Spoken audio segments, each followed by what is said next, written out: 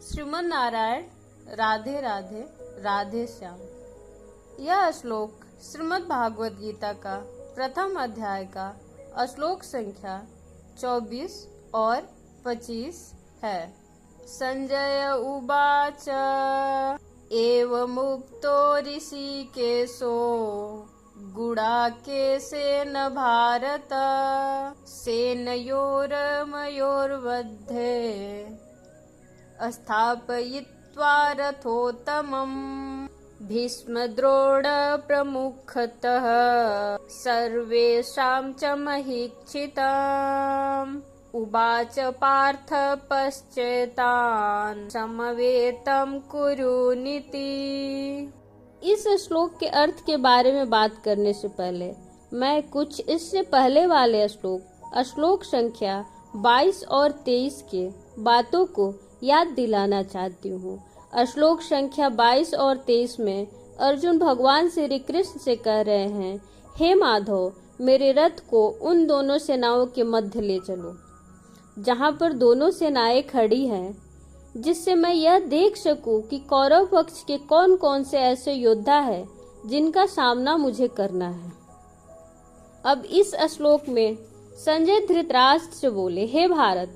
यहाँ पर भारत शब्द धृतराष्ट्र के लिए संबोधित किया गया है। गुडाकेश अर्जुन द्वारा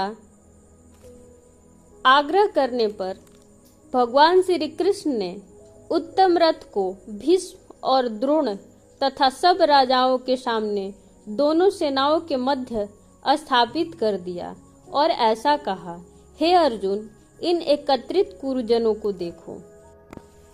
यहाँ पर गुडाकेश अर्जुन के लिए संबोधित किया गया है। गुडाकेश का अर्थ होता है जिसने निंद पर पूर्ण विजय प्राप्त की हो। अब इस संदर्भ में कर्म सिद्धांत को ध्यान में रखना आवश्यक है। ईश्वर प्रत्येक के हृदय में वास करते हैं, परंतु वह किसी के विचार या मन को नहीं बदलते। वह सदा निष्क्रिय है और मात्र साक्षी है।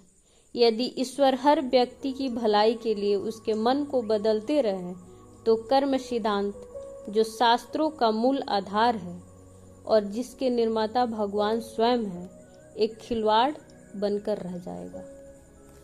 कर्म फल से कैसे कोई बन सकेगा? सबको ईश्वर ने अपनी इच्छा अनुसार स्वतंत्रता दी है।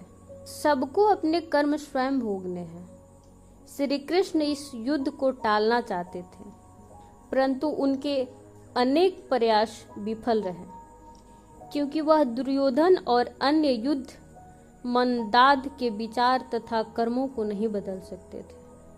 भगवान किसी के कर्म नहीं बदलते, सबको ही अपने कर्म का फल भोगने पड़ते हैं। यह भगवान का अपना बनाया नियम है। कर्म कर्ता को स्वयं सुधारते हैं। अज्ञान स्वयं दूर करना होता है। ईश्वर ऐसे प्रयास से प्रसन्न होते हैं, परंतु उसमें दखल नहीं देते।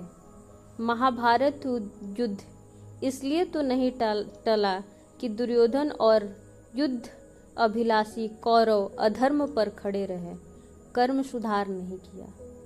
श्रीमन नारायण, राधे राधे।